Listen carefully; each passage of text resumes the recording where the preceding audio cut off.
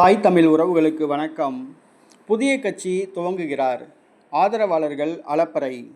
புதிய கட்சி துவங்குகிறார், ஆதரவாளர்கள் அலப்பறை என்ற தலைப்பில் இந்த காணொளியை நாம் காண்கிறோம். தமிழக பாஜக தலைவராக இருந்தவர் அண்ணாமலை.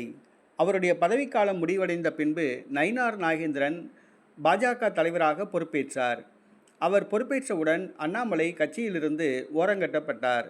அண்ணாமலைக்கு கட்சியில் தேசிய அளவில் பதவி அல்லது மத்திய அமைச்சர் பதவி அல்லது எம்பி பதவி வழங்கும் என்று எதிர்பார்க்கப்பட்டது. ஆனால் எதுவும் நடக்கவில்லை.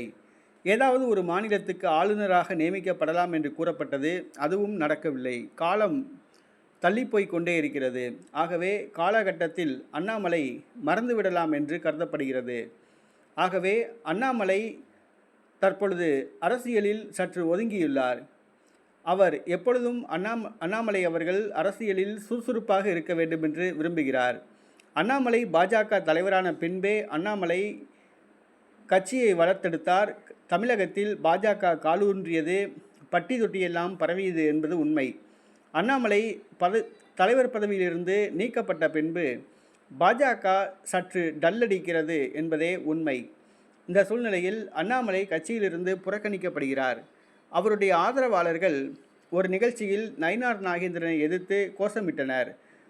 சுவரொட்டியில் அண்ணாமலை புகைப்படம் இருட்டடிப்பு செய்ததற்காக அவர்கள் தர்ணா செய்தனர்.